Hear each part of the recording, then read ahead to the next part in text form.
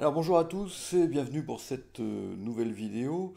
Alors la série de vidéos que j'ai fait sur l'ouverture de 200 atouts a eu pas mal de succès et du coup j'ai décidé de faire pareil sur l'ouverture de 100 atouts.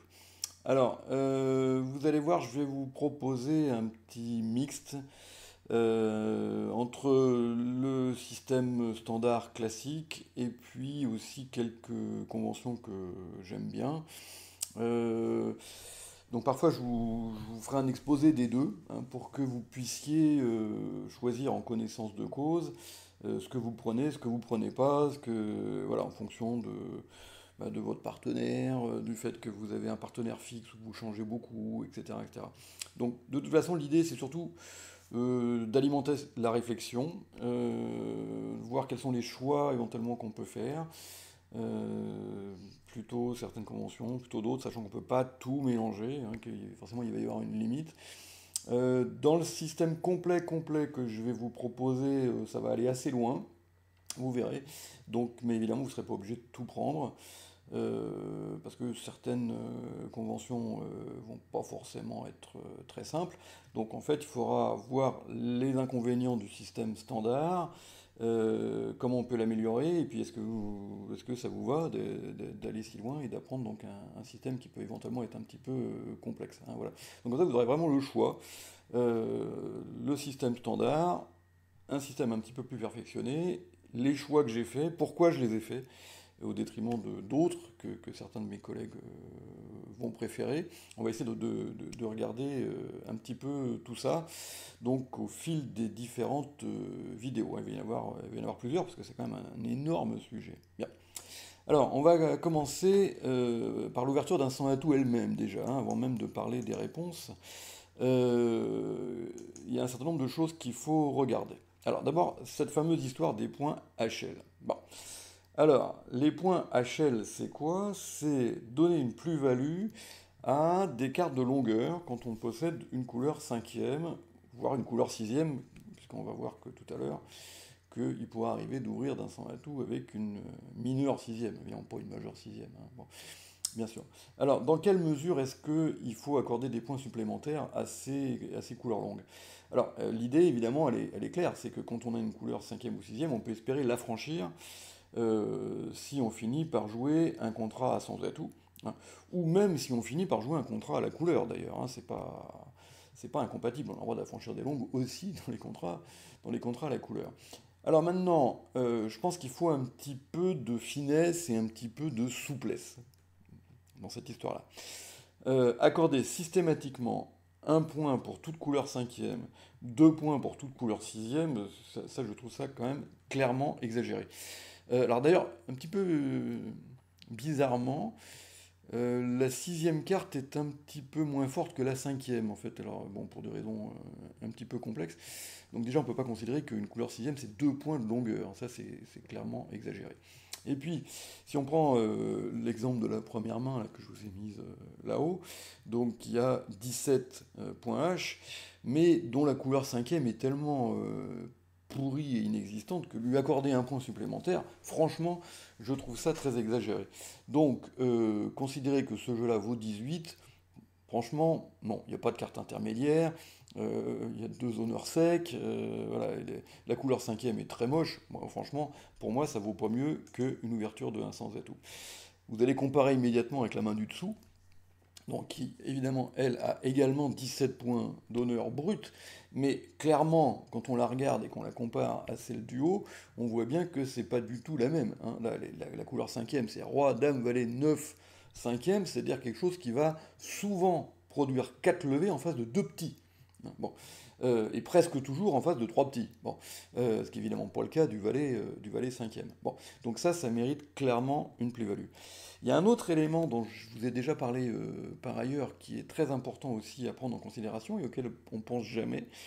C'est un petit truc tout bête. Quand vous évaluez votre main, vous comptez le nombre d'honneurs que vous avez. Voilà. Donc là, par exemple, la main du bas, elle comporte 1, 2, 3, 4, 5, 6 honneurs. Voilà. Et vous regardez quel est le pourcentage de gros honneurs, As et Roi, et le pourcentage de petits, Dame et Valet. D'accord? Bon. Donc là, vous constatez que sur les 6 honneurs, déjà, il y a 4 gros. Voilà.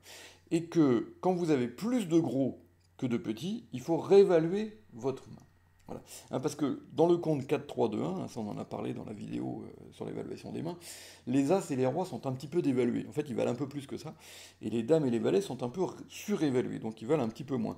Donc, on ne va pas s'amuser à compter 4,25 pour un As, mais quand vous avez beaucoup d'As et de Rois, réévaluez votre jeu. Quand vous avez beaucoup de Dames et Valets, dévaluez-le. Et les petits honneurs, regardez s'ils sont protégés ou pas protégés par des gros dans la même couleur. Vous voyez, quand vous avez As, Dame, Valet dans une couleur, ben votre Dame et votre Valet, ils ont plus de valeur que si ça avait été une Dame et un Valet isolés dans deux autres couleurs sans protection supplémentaire. Alors la protection viendra peut-être du jeu du partenaire, mais peut-être pas. Vous voyez, quand on l'a soi-même dans son jeu, évidemment, on peut en tenir compte.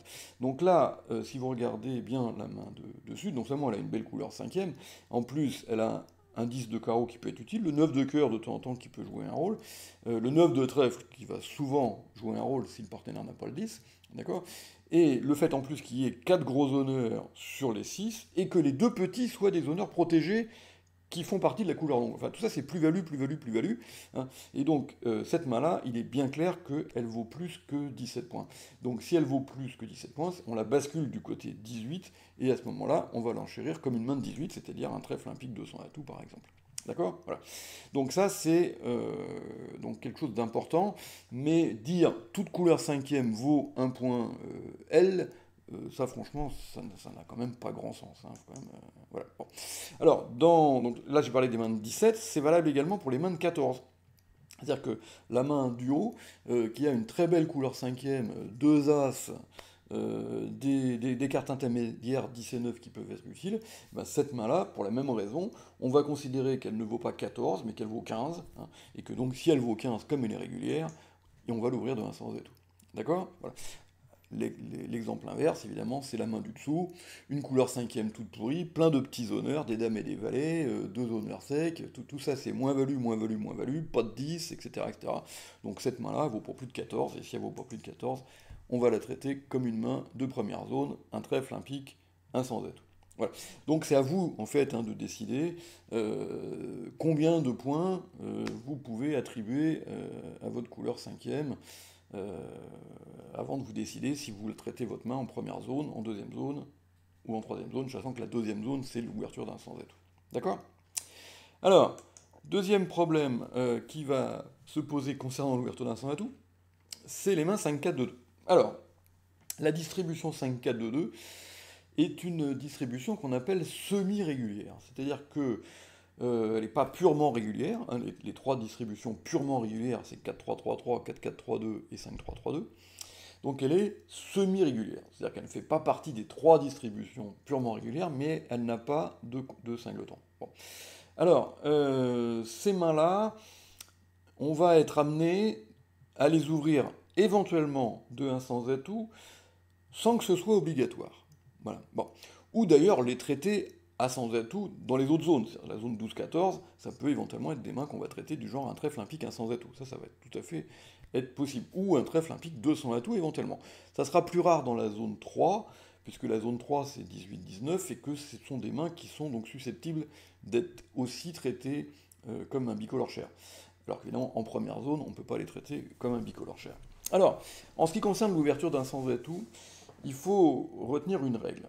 Les mains 5-4-2-2, de 15-16, voire 14 très beau, d'accord? Mais pas 17, hein, ça on va en reparler tout à l'heure.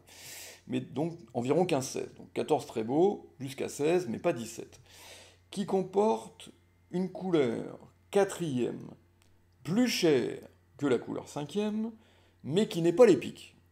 C'est-à-dire, je m'explique, 5 trèfles 4 carreaux, 5 trèfles 4 cœurs, et 5 carreaux 4 cœurs.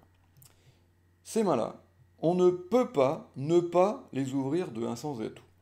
Voilà, c'est obligatoire. Il n'y a pas d'autre choix. Et pourquoi est-ce qu'il n'y a pas d'autre choix? Parce que si on les ouvre de un trèfle ou un carreau, on n'aura pas de redemande satisfaisante sur les probables réponses du partenaire. Donc je vous ai mis une main, la première là, qui n'a pas envie d'ouvrir d'un sans atout. Voilà. On n'a pas de fourchette pour recevoir l'entame, on a un petit doubleton dans une majeure, on a des couleurs qui sont plutôt correctes, donc on n'a pas envie d'ouvrir d'un 100 à tout. Et pourtant, c'est obligatoire. Voilà, il n'y a pas d'autre choix que cette ouverture d'un 100 à tout. Pourquoi? Parce que si vous l'ouvrez d'un trèfle, vous allez vous mettre dans une position ingérable au tour d'après. Votre partenaire vous répond un pic, ça serait pas mieux s'il répondait un cœur, et vous êtes dans une situation intenable. C'est-à-dire que vous avez une main qui ne correspond pas du tout à la redemande à deux trèfles, vous n'avez pas de singleton, vous avez seulement 5 trèfles, c'est pas très beau, donc ça va pas pour dire un trèfle, un pic, deux trèfles. Vous ne pouvez pas dire un trèfle, un pic, deux carreaux, parce que c'est un bicolore cher, et que vous n'avez pas assez de jeu, loin de là, pour faire un bicolore cher. Donc vous vous retrouvez dans une situation ingérable. Alors si c'est pour dire un sans atout sur un trèfle, un pic, là c'est double mensonge. C'est-à-dire que vous mentez non seulement sur votre distribution, mais surtout vous mentez aussi sur la force, hein, ce qui est encore plus grave. Donc le principe du moindre mensonge nous amène à ouvrir obligatoirement ces mains-là de un sans atout. Alors, ça n'est pas pareil, évidemment, si la couleur quatrième est moins chère que la couleur cinquième, parce que là on peut faire un bicolore économique. Hein, j'inverse les carreaux et les trèfles dans cette main, toujours cette première main, on peut décider de dire un carreau, un pic, deux trèfles. Hein, là, on n'a pas de souci. Et on n'a pas de souci non plus quand on a les pics. Voilà, parce que quand on a les pics, si je vous mets la main d'en dessous, là, la deuxième, ce jeu-là peut parfaitement être ouvert de un trèfle, puisque quelle que soit la réponse du partenaire, on n'aura pas de problème de redemande. S'il dit un carreau ou un cœur, ce qui va être le cas évidemment le plus fréquent, on dit un pic. Donc pas de souci. S'il répond un pic, on peut le fitter à 3 pics puisqu'on a une main de deuxième zone. Et s'il dit un sans atout, on peut dire 200 atouts, qui est une enchère qui montre une main forcément irrégulière de deuxième zone. Certains experts exigent d'avoir le singleton dans l'autre mineur, j'ai jamais compris pourquoi, parce que sinon je vois pas ce qu'on fait avec cette main-là. On va pas dire un trèfle, un sans atout de 2 pics avec cette main, bicolore cher, alors que le partenaire n'a même pas 4 cartes à pique. Donc je vois pas d'autre alternative que de dire un trèfle, un sans atout, 200 atouts. Voilà. Donc, les mains 5, 4, 2, 2, je répète, quand elles ont 5 trèfles, 4 carreaux, 5 trèfles, 4 cœurs, 5 carreaux, 4 cœurs, de 15, 16 points, 14 très beaux, parce que on a plein de plus-values comme on a vu dans le paragraphe précédent, ces mains-là, on est obligé de les ouvrir d'un sans atout. Les autres, donc qui ont une couleur cinquième plus chère que la couleur quatrième, donc 5 carreaux, 4 trèfles par exemple, là on a le choix, on peut ouvrir d'un sans atout, si on en a envie, on peut aussi ouvrir d'un carreau pour dire deux trèfles derrière. Et quand elles ont 4 cartes à pique, c'est pareil, on a le choix. On peut soit ouvrir d'un trèfle ou d'un carreau, en sachant qu'on n'aura pas de problème de redemande, ce qui est le cas avec cette main-là, mais on peut quand même décider d'ouvrir d'un sans atout.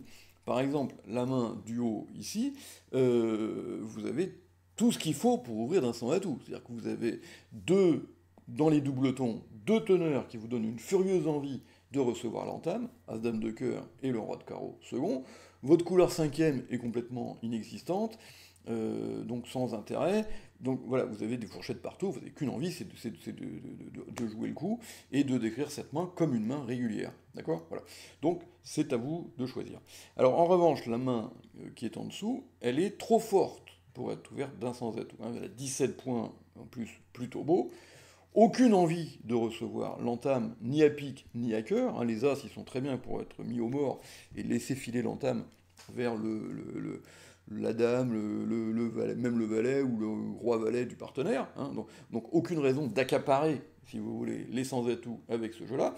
Et puis de toute façon, elle est trop forte. Bon. Donc à ce moment-là, on va tout simplement l'ouvrir d'un trèfle, et quand le partenaire répond à un cœur ou un pique, on a tout à fait de quoi faire le bicolore cher à deux carreaux. Donc il n'y a pas de souci. Alors, et les mains suivantes qui peuvent éventuellement être ouvertes d'un sans atout, c'est les mains 6, 3, 2, 2, donc avec une mineure sixième. Alors là, c'est pareil, attention à ne pas oublier, même si on ne compte pas les points HL purs et durs, c'est quand même une plus-value d'avoir une couleur sixième qui peut éventuellement produire des levées de longueur. Bon, donc là encore, jamais 17. Bon, c'est-à-dire qu'on va ouvrir d'un sans atout ces mains 6, 3, 2, 2, avec 15, ça c'est parfait, 16 moyen, du genre, non celle-là la 15, enfin bon, on pourrait éventuellement rajouter un valet ou un truc comme ça, jamais 17, éventuellement 14, ça c'est tout à fait possible, parce que là la couleur sixième fait quand même une plus-value importante. Alors, quels vont être les critères qui vont décider d'ouvrir d'un sans atout ou d'ouvrir d'un trèfle pour répéter les trèfles, hein, ou d'un carreau pour répéter les carreaux, et bien évidemment c'est la qualité de la couleur, l'emplacement des honneurs, est-ce qu'il y a des fourchettes, est-ce qu'on a envie de recevoir l'entame, etc., etc. Là, cette main-là, la première, c'est évidemment la main typique où franchement on ne voit pas d'autre choix que l'ouverture d'un 100 à tout. Ça n'a aucun sens d'ouvrir cette main-là d'un trèfle. On n'a qu'une envie, c'est jouer le coup de notre main, recevoir l'entame. Les trèfles, franchement, ils sont sixième, mais enfin, c'est quand même pas bien beau. Donc, franchement, cette main-là, il faut l'ouvrir d'un 100 à tout. Alors, faites attention quand même, parce qu'il ne faut pas non plus que ce soit la panacée et qu'on se mette à ouvrir d'un 100 à tout des mains systématiquement dès qu'on a une mineure sixième. Parce qu'il y a quand même un danger quelque part. Quand on ouvre d'un 100 à tout avec une mineure sixième, c'est de ne pas retrouver l'atout dans cette mineure et de rater de temps en temps des chlemmes à 6 trèfles ou à 6 carreaux. Alors, c'est plus grave en match par 4. Hein, donc, on tourne un par paire, on paye un chelem mineur, bon, c'est pas forcément très grave, on essaiera de s'appliquer au contrat de 300 à tout pour faire une levée de mieux que les autres. C'est un petit peu plus embêtant en match par 4. Hein, bon.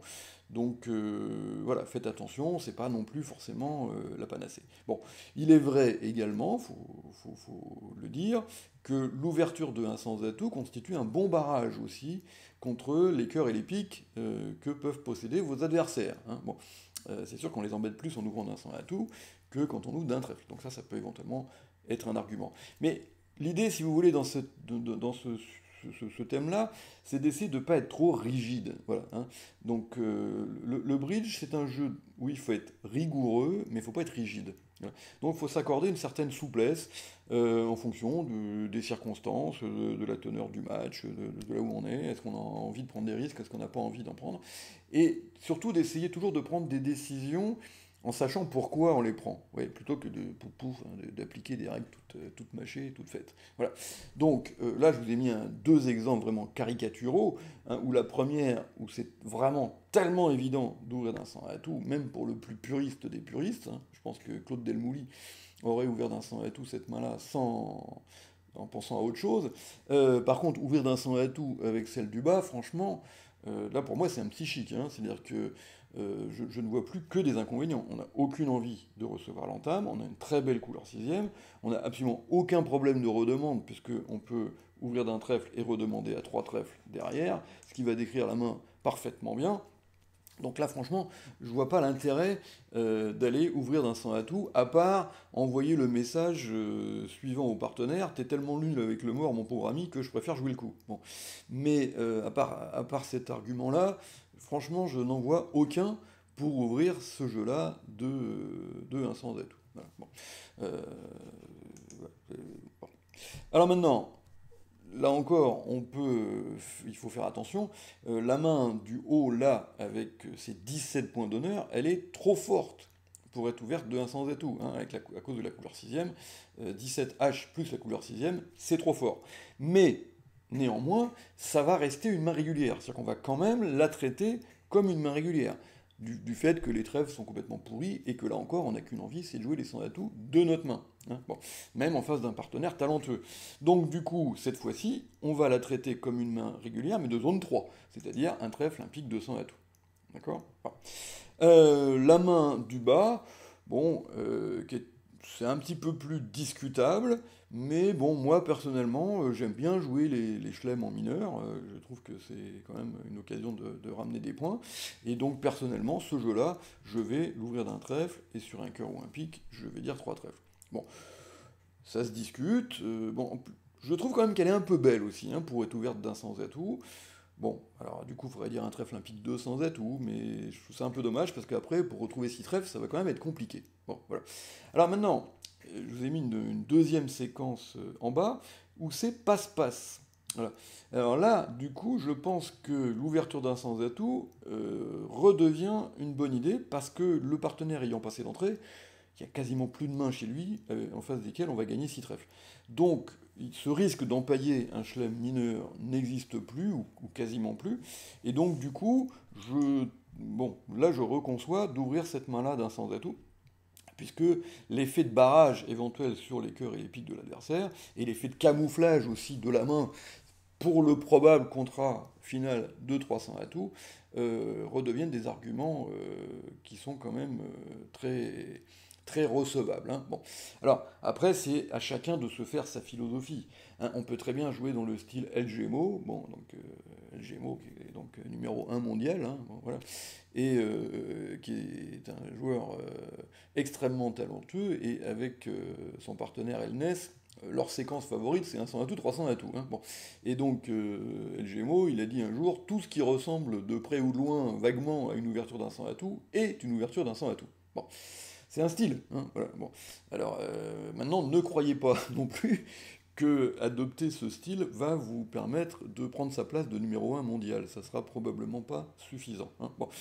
Donc voilà, donc c'est à vous, si vous voulez, de vous forger votre propre opinion. Comment est-ce que vous allez aborder ces problématiques-là, en sachant ce que vous faites, voilà, et pourquoi vous le faites. Voilà, à partir de là, si vous savez ce que vous faites et pourquoi vous le faites, euh, plus de... Voilà, hein, l'important c'est de, voilà, c'est de comprendre ce qu'on fait.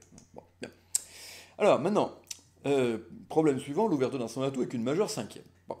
Alors là, moi quand j'ai commencé à jouer au bridge, dans les années 80, hein, 78 très exactement, l'ouverture d'un 100 atout avec une majeure cinquième, ça vous emmenait tout droit au bûcher, hein. Donc vous étiez considéré comme un hérétique. Bon.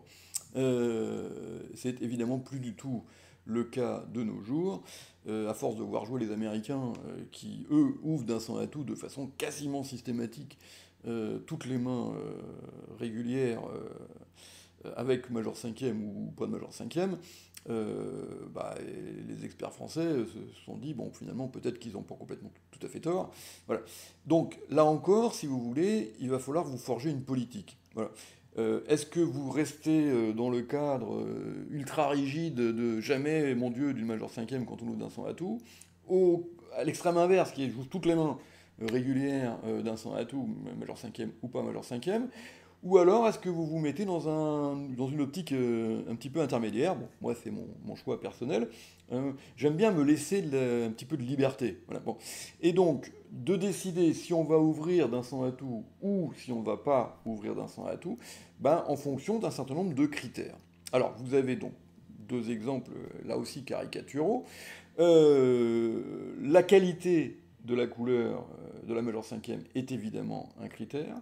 Le fait de disposer de fourchettes, As-Dame, Roi-Valet, des rois, des machins, des trucs, est-ce qu'on a envie de recevoir l'entame dans un futur contrat à 100 atouts?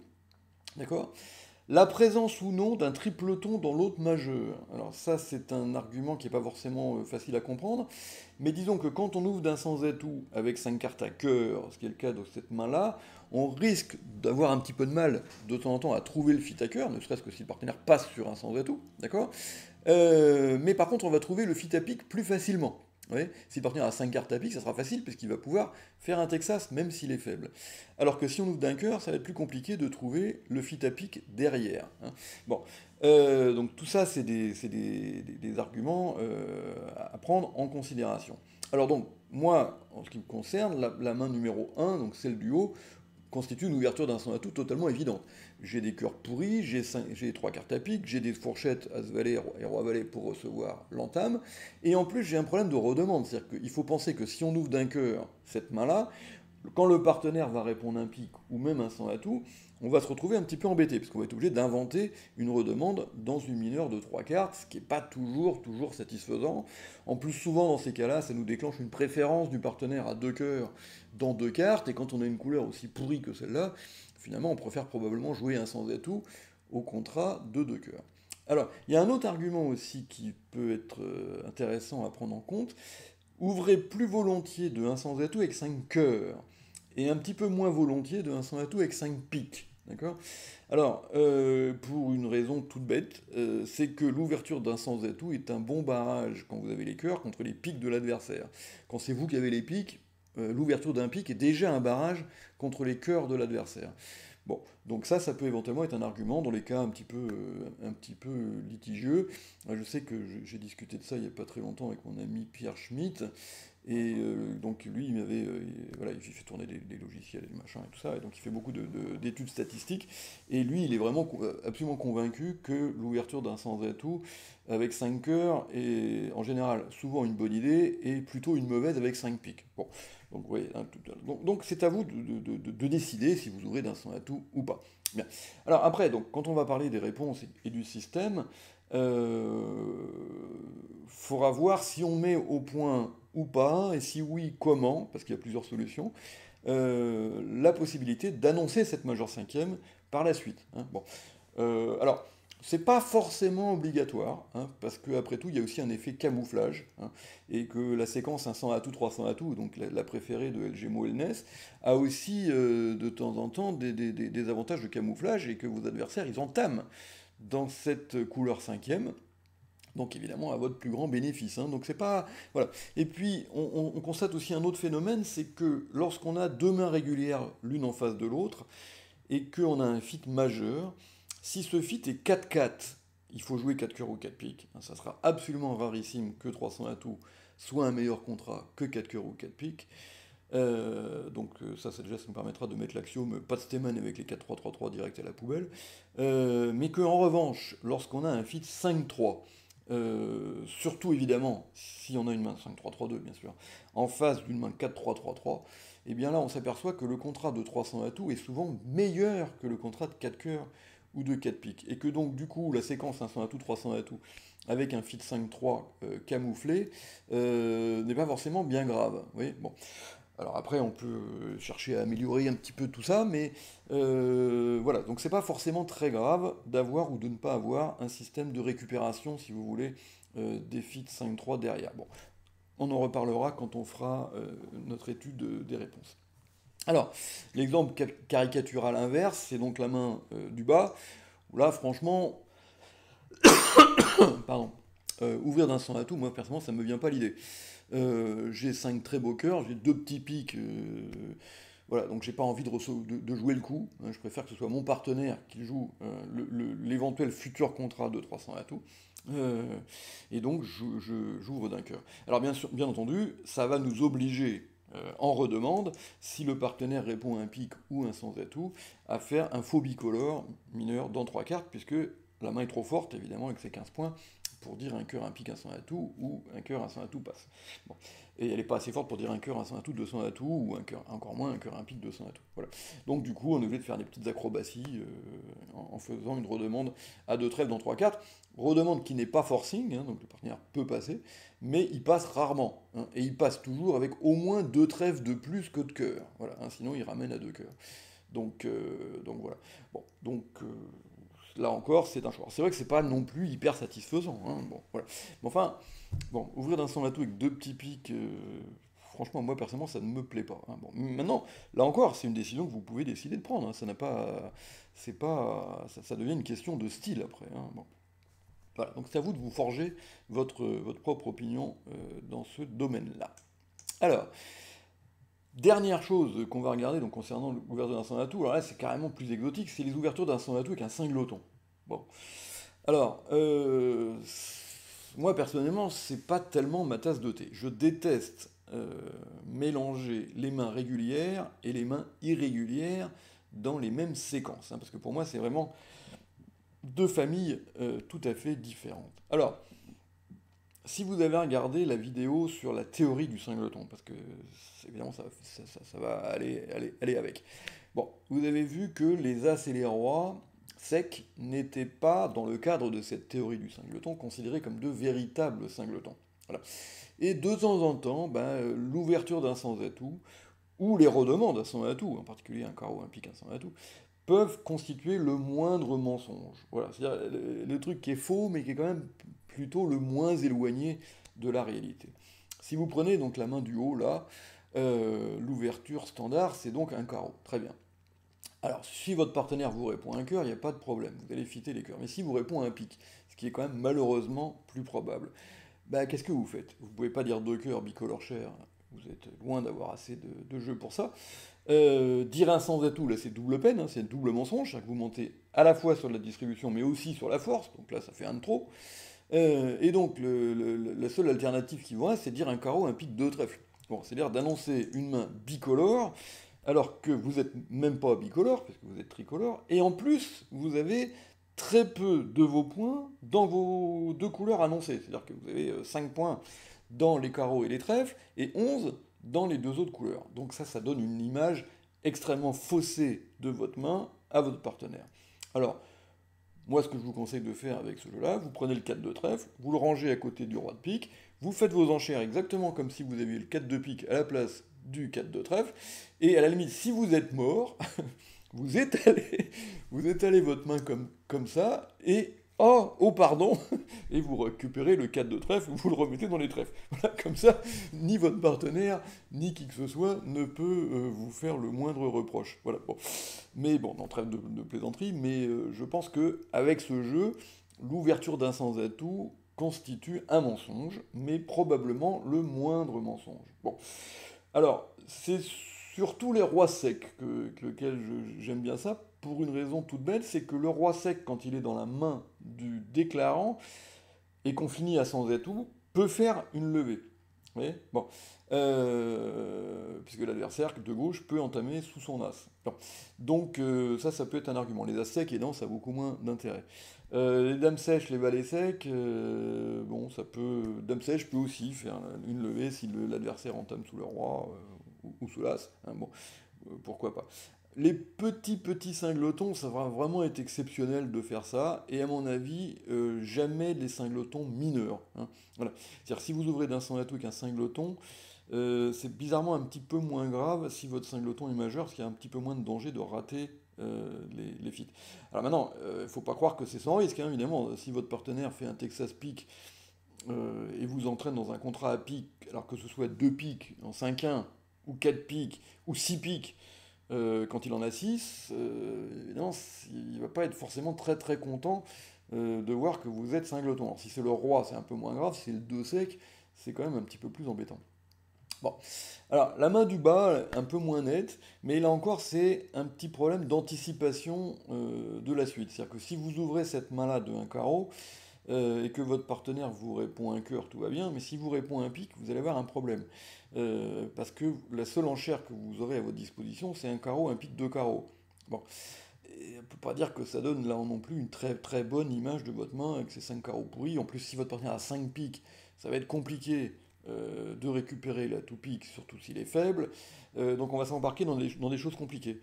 Bon, donc on peut décider d'ouvrir d'un sans atout cette main-là pour éviter d'avoir à faire une redemande à 2 carreaux qui n'est pas spécialement emballante, il faut quand même le dire. Mais bon, faites quand même attention, il faut que ça reste tout à fait exceptionnel hein, d'ouvrir d'un sans atout avec un cingleton, faut pas que ça devienne une habitude, quoi, parce que sinon vous allez mélanger main régulière, main irrégulière, et ça c'est quand même globalement une mauvaise idée. Alors, pourquoi? Parce qu'en fait, on empaille des manches ou des chelems quand on fait ça. Voilà. C'est-à-dire que le cingleton, il n'est pas prévu de la part de votre partenaire. Et si on trouve un fit, du coup, ça va revaloriser considérablement votre jeu sans que le partenaire soit au courant. Et comme ça va être lui le capitaine de la séquence, parce que quand vous ouvrez d'un sans atout, vous allez être le moussaillon, et ben c'est un mensonge qui peut être assez lourd de conséquences. Vous voyez, quand vous ouvrez d'un sans atout la main du bas, croyez pas que c'est forcément formidable. Hein. Ça peut très bien nous amener à empailler 4 cœurs ou 6 cœurs, ou 4 piques ou 6 piques, ou 6 carreaux, hein, pourquoi pas. Parce que ben, on a quelque chose dans notre main qui va évidemment pas être pris en compte par le partenaire, qui va pas s'attendre à ce qu'on ait un cingleton. Voilà. Et nous, on ne pourra pas rétablir, parce que comme on va être le moussaillon jusqu'à la fin de la séquence, on ne pourra pas rétablir le tir. Voilà. Bon. Donc, ça peut arriver dans le cadre du moindre mensonge, mais faites quand même très attention et n'allez pas abuser de ce genre de choses. Bien. Alors, je répète quelque chose d'important, hein, tout ce qu'on appelle les sans atout exotiques. Hein, donc c'est quoi un sans atout exotique? C'est autre chose qu'une main 4-3-3-3, 4-4-3-2 ou 5-3-3-2. C'est-à-dire les mains avec deux doubletons, 5-4-2-2, ou une mineure sixième, 6-3-2-2, les mains avec une majeure cinquième, et évidemment les mains avec un cingleton. Bien. Alors, tous ces jeux-là, c'est toujours des mains 15-16, à la rigueur 14, hein, surtout avec une mineure sixième, mais jamais 17. Si vous avez 17, la main va être trop forte. D'accord? Voilà. Donc, à ce moment-là, peut-être on la passera dans la zone régulière, mais à ce moment-là, zone 3, donc 18-19. Ok? Bien. Alors, maintenant, il va falloir regarder un système de réponse donc, sur cette ouverture de 1 sans atout. Alors, Vous allez voir, je vais vous proposer donc un système basé sur un truc tout à fait standard, mais quand même avec des petites choses qui me paraissent intéressantes à regarder. Alors, on va jouer le stémad, hein, à deux trèfles, tout bêtement. Euh, alors, quand on fera la vidéo, on va pas la faire aujourd'hui, hein, on fera une autre fois, mais quand on fera la vidéo sur les développements après le stémad, parce que vous allez voir que là il y a un paquet de choses à dire, je vous ferai deux options. Oui, le truc hyper classique, et puis les développements un peu Kerlero que j'ai mis au point sur le Steman, et en particulier pour traiter les mains 5-4 majeures, qui à mon avis se traitent pas très bien dans le système standard, hein, où on fait des chassés croisés au palier de 3. Et j'ai le souvenir d'une main qui avait été jouée dans un championnat d'Europe donc par une paire de l'équipe de France et qui n'avait fait aucune faute technique, hein. Bon. Mais malheureusement, dans l'autre salle, il y avait des Chinois, je crois, qui jouaient un trèfle fort. Et donc, évidemment, ils n'avaient pas eu du tout la même séquence d'enchères. Et c'était quand même assez spectaculaire parce que l'équipe de France, enfin la paire française, avait joué 300 atouts avec chicane à carreau en face de trois petits. Après une séquence de chassés croisés, c'est un atout de trèfle, de carreaux, 3 piques, j'ai 5 cœurs 4 piques, donc avec une main 5-4-4-0, hein, une chicane carreau. Et le partenaire en face n'avait pas de fit majeur, donc il n'avait pas d'autre choix que de dire 300 atouts, et le problème c'est qu'il faisait 5-3-3-2 avec 3 petits carreaux. Et il y avait 7 trèfles sur table, et ils ont joué 300 atouts avec 3 petits pour chicane. Bon, donc inutile de vous dire que le contrat n'a pas gagné, et que non, c'est quand même assez spectaculaire. Donc je pense que le système standard possède quelques lacunes, et même d'ailleurs dans les développements, même quand le partenaire répond une majeure sur un tout de trèfle de cœur, euh, quand on dit trois carreaux, par exemple, on a ce qu'on appelle le célèbre problème des carreaux, qui est un truc absolument infernal à résoudre, et très compliqué à résoudre. Ça serait quand même plus simple si on pouvait expliciter directement la couleur du singleton, donc je vous proposerai quelque chose pour faire ça.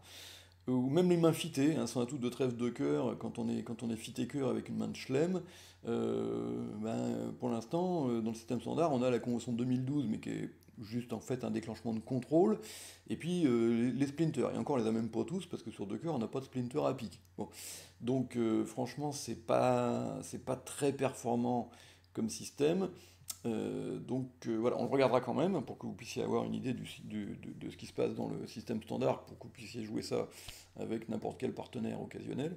Et puis je vous proposerai des choses un peu plus complexes, mais aussi un peu plus personnelles et surtout un peu plus performantes.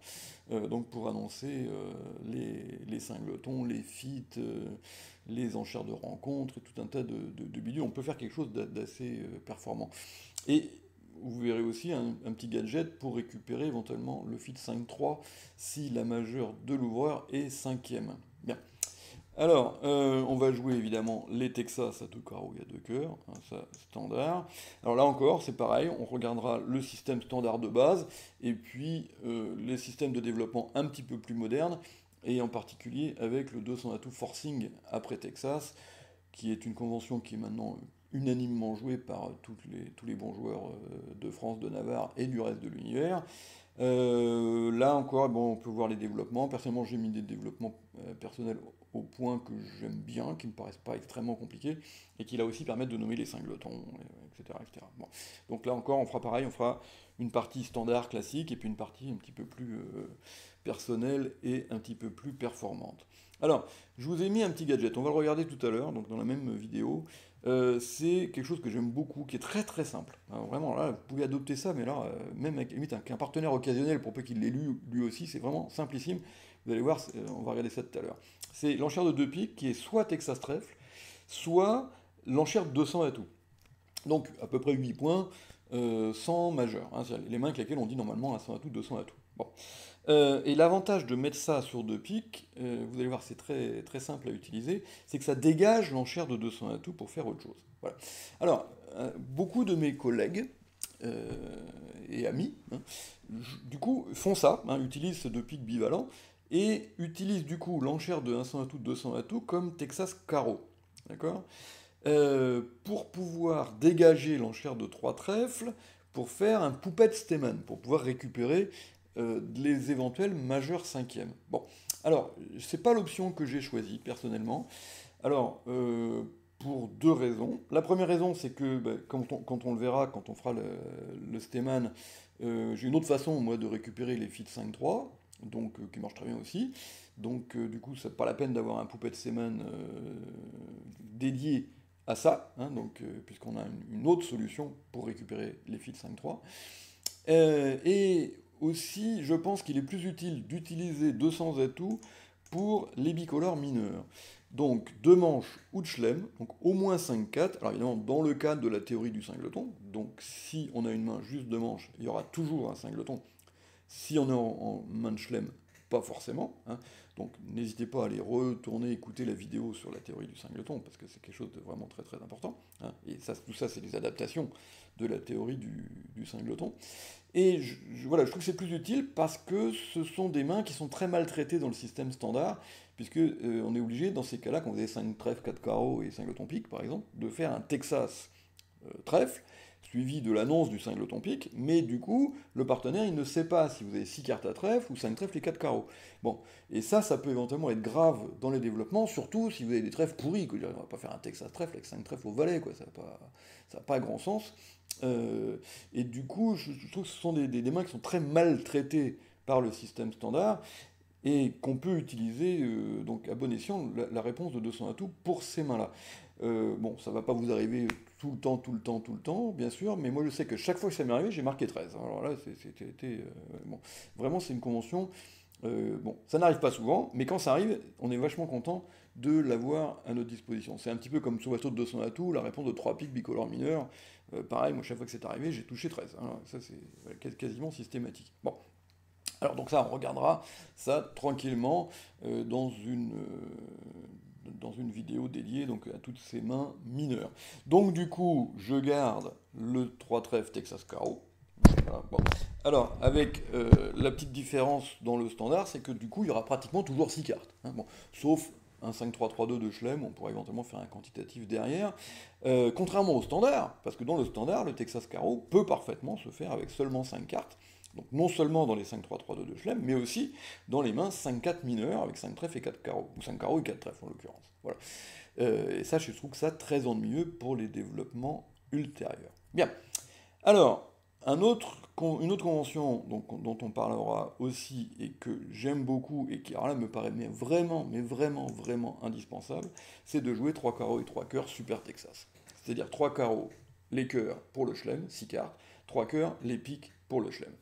Alors, là aussi, tout ça, c'est des études statistiques, et les Texas, ça n'est pas fait pour faire jouer l'ouvreur. Voilà, hein, je me rappelle le Pierre Schmeil, hein, qui était le capitaine de toutes les équipes de France victorieuses dans les années 80, et qui était entre autres le capitaine de mon équipe de France junior quand on a été champion d'Europe, et c'était quelqu'un que j'aimais beaucoup et qui connaissait vraiment bien le bridge, et qui avait plein d'idées sur la conception des systèmes.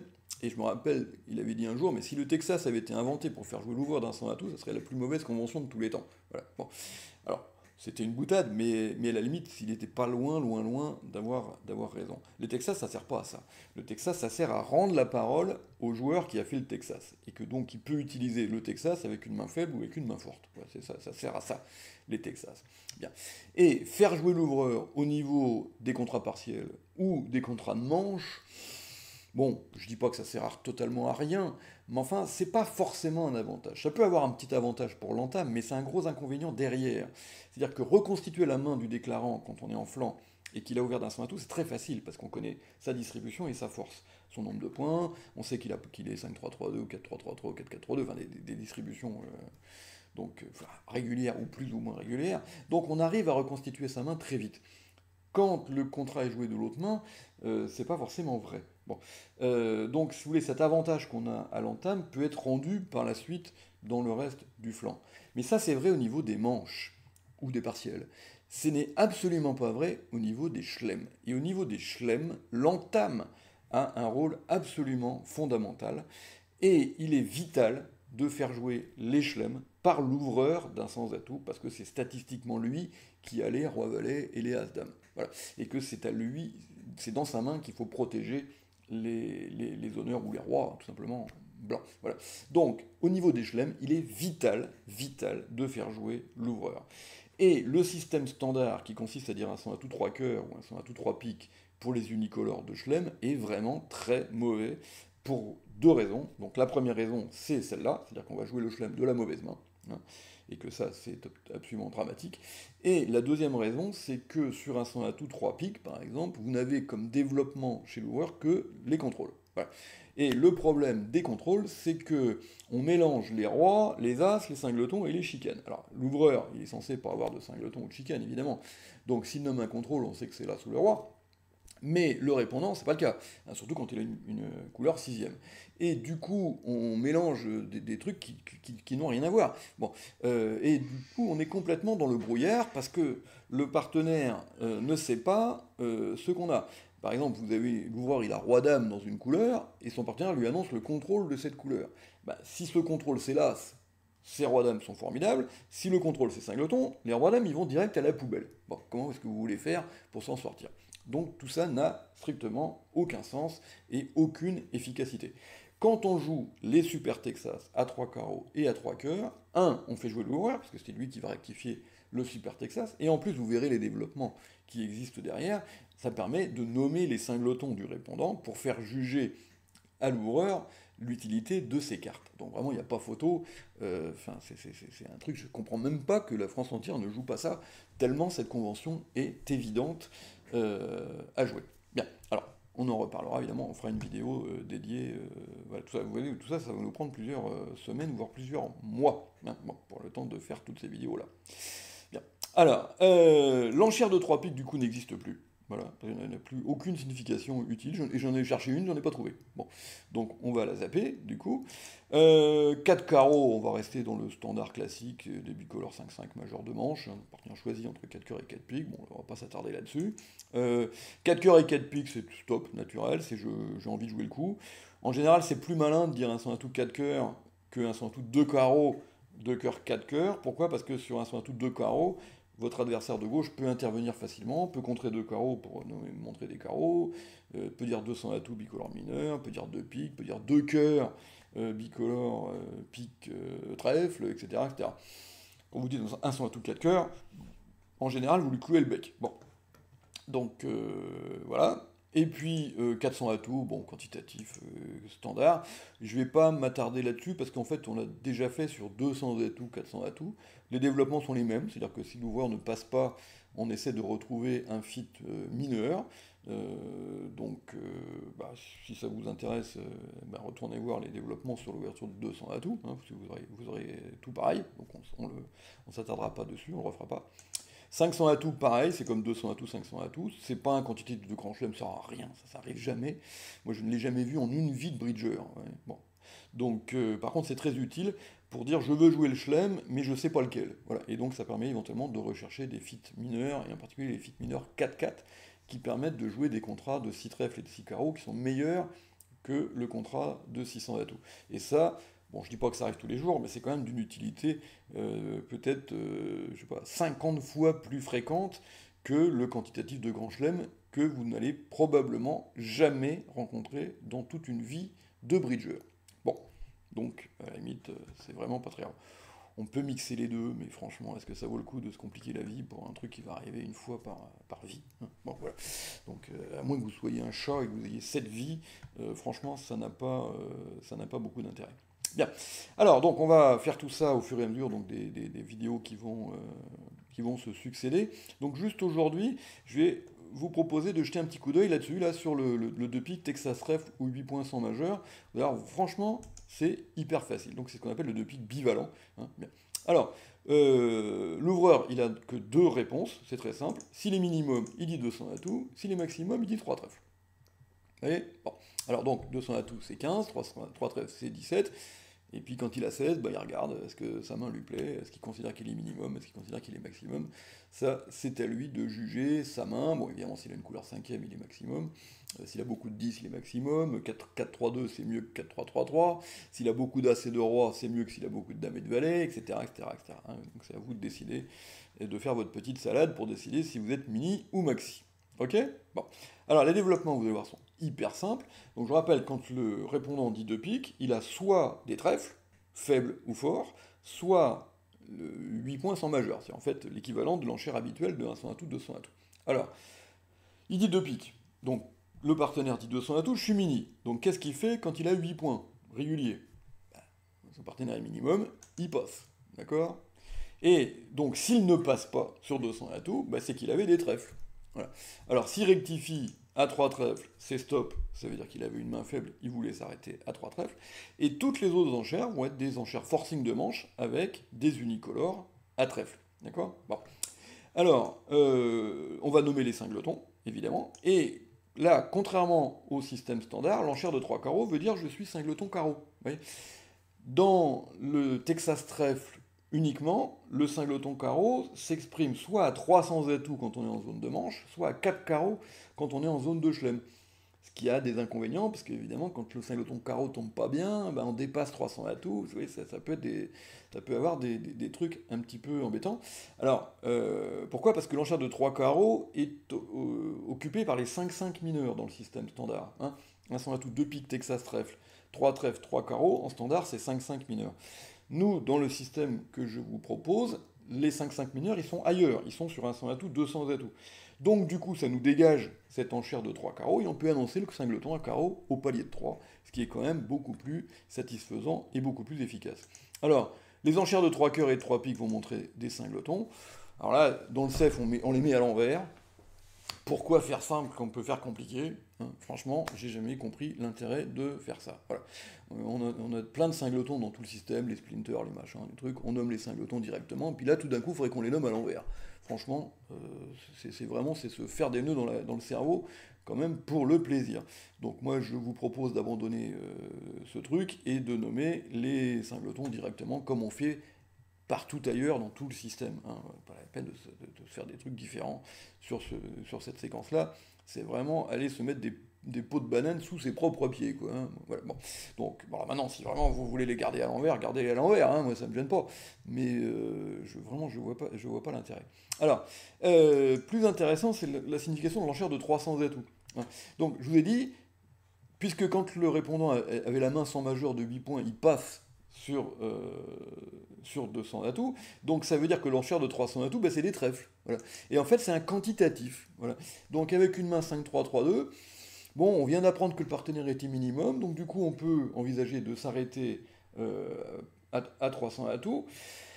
C'est une enchère donc, sur laquelle le partenaire en général passe, puisqu'il a déjà dit qu'il était minimum, sauf si du coup il revalorise fortement sa main, puisqu'il vient d'apprendre qu'on avait des trèfles, chose qu'il ne savait pas pour l'instant quand on a dit deux piques, puisqu'il pouvait penser, la plupart du temps quand on dit deux piques, c'est la main 8 points sans majeur. Bon.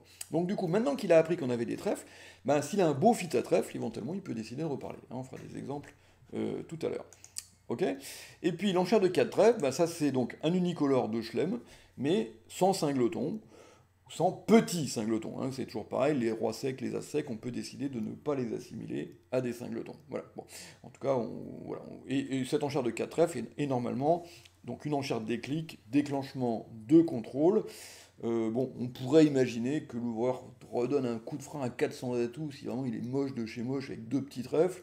Bon, mais enfin, mis à part ce cas-là, normalement, il est prié d'enclencher les contrôles, ce qui permet donc de faire des enchères de chelem. Et là, du fait qu'on n'ait pas de singleton, bah, on n'aura plus d'ambiguïté sur les contrôles que va nommer le répondant. S'il nomme des contrôles, on saura que c'est forcément des as ou des rois, et non plus des singletons. Voilà, donc ce qui est quand même le gros avantage. Alors, les trois enchères là, de 3 carreaux, 3 cœurs et 3 piques, sont des enchères de manche ou de chelem, hein, c'est l'un ou l'autre, d'accord. Bon. Donc dans un premier temps, le partenaire considère que c'est une recherche de meilleure manche, et donc évidemment il dit 300 atouts s'il est costaud dans la couleur du singleton, et puis il dit autre chose s'il veut plus jouer 300 atouts connaissant ce singleton. Et puis c'est l'autre en face après qui oriente la séquence d'enchères vers la manche ou vers le chelem. D'accord, hein, donc c'est relativement simple. Et l'avantage de pouvoir nommer la courte à carreau au palier de 3. Voilà. Alors, sur un 100 à toutes 2 piques, 3 trèfles, donc là où l'ouvreur est maximum, donc là c'est vrai que c'est très simple. Si vous avez la main de 8 points sans majeur, bah du coup vous dites 300 à tout. Si vous avez des trèfles, bah, vous développez à l'habitude, donc si vous êtes très faible, là, vous dites passe, hein, pour s'arrêter à 3 trèfles, et puis si vous reparlez, bah, c'est toujours des mains avec des trèfles, donc 3 carreaux, cours à carreau, 3 cœurs, cours à cœur, 3 piques, cours à pique, d'accord. Alors là, 300 atouts, c'est plus des trèfles, puisque 300 atouts, c'est la main de 8 points. Et donc là, le quantitatif, du coup, il est à 4 trèfles. D'accord. Et là aussi, le partenaire, bon, il a déjà dit qu'il était maximum, mais il peut passer quand même sur ce 400 atouts quantitatif si il a une main qui dévalorise du fait qu'il vient d'apprendre que vous avez des trèfles. Les deux petits trèfles, par exemple, bah, du coup, ça va le refroidir. Et éventuellement, il a le droit de passer. D'accord. Donc c'est pareil, éventuellement, voilà, je dis d'abord je suis mini ou maxi, mais après je peux éventuellement changer d'avis si j'apprends que mon partenaire a des trèfles, vous voyez, selon que je suis bien fité ou très mal fité. Voilà, bon. Et puis l'enchère de 4 trèfles, bah, c'est pareil, c'est déclenchement de contrôle avec un unicolore de Schlem sans singleton. D'accord? Voilà. Alors, je vous mets quelques petits exemples hein, pour bien vous montrer comment ça fonctionne. Donc là, j'ai une main de 8 points banale, régulière, donc avec laquelle, dans le système standard, je dirais un 100 atouts, 200 atouts. Donc là, qu'est-ce que je fais? Je dis 2 piques. Si mon partenaire dit 200 atouts minimum, je passe. Si mon partenaire dit 3 trèfles maximum, je dis 300 atouts. Vous voyez, c'est très très simple à utiliser. Quand j'ai des trèfles, alors avec une main faible, bah pareil, je dis un 100 atouts, 2 piques bivalent. Si mon partenaire dit 200 atouts, j'ai pas évidemment du tout envie de jouer 200 atouts, je rétablis à 3 trèfles. Alors vous allez me dire, oui, mais on joue le coup de la main faible. Bon, bah oui, on joue le coup de la main faible. Pour une partielle, franchement, c'est vraiment pas grave. Hein, voilà. Donc, c'est pas. Voilà, si jamais vous chutez 3 trèfles de cette main-là, alors que le partenaire dans l'autre salle, enfin, l'adversaire dans l'autre salle a gagné 3 trèfles parce qu'il jouait de l'autre main, vous avez le droit de m'envoyer une lettre d'insulte. Bon. Mais c'est très très peu probable que ça se produise. Voilà. Et puis, si votre partenaire est maximum, bah, vous avez quand même que 4 points, donc c'est pas ça qui va vous faire jouer la manche, et du coup, bah, évidemment, vous passez sur 3 trèfles. Ouais. Donc très facile à utiliser aussi avec les mains unicolores faibles. Et puis, avec les mains unicolores de manche, hein, alors il n'y a pas de zone moyenne, hein, enfin encore qu'on pourrait imaginer de dire un 100 atout de 2 piques, et si le partenaire dit 200 atouts, mini, on dit 3 trèfles, et s'il dit 3 trèfles, on dit 300 atouts. On pourrait imaginer ça. Mais sinon, donc, on va développer, donc là, dans le cadre de la théorie du singleton, je vous rappelle donc que quand vous faites un Texas mineur et que vous êtes en zone de manche, vous avez toujours un singleton, sinon vous dites un 100 atouts, 300 atouts, hein, bon. Et que ce singleton, bah, vous allez l'exprimer au tour d'après. Alors aussi bien sur 200 atouts minimum, là ça change rien, que sur un 100 atouts de pique 3 trèfles maximum. Hein, vous dites 3 piques, pareil. D'accord? Donc singleton à pique. Hein, bon. Je répète, si vous voulez faire à l'envers, faites à l'envers. Bon. Alors maintenant, ces enchères de 3 piques, là, donc 3 carreaux ou 3 cœurs, donc qui indiquent les singletons, c'est manche ou chelem, on ne sait pas. Donc si vous avez une main de chelem, évidemment, il faut le dire au tour d'après. Hein. Donc vous dites un 100 atout de pique, votre partenaire dit 200 atouts ou 3 trèfles, ça n'a pas d'importance. Vous dites 3 piques, j'ai singleton pique. Bon, imaginons qu'ils disent 300 atouts parce qu'il a des points à pique. Bon, vous avez quand même 15 points d'honneur absolument magnifiques, 18 DH, bon, même si votre partenaire a quelques points perdus à pique, on reste quand même dans la zone du chelem, et maintenant vous pouvez insister à 4 trèfles pour redéclencher les contrôles. Ouais, bon. Donc, pour pouvoir évidemment faire des enchères de chelem. D'accord? Voilà. Donc, mais ça, c'est déjà le cas dans le standard.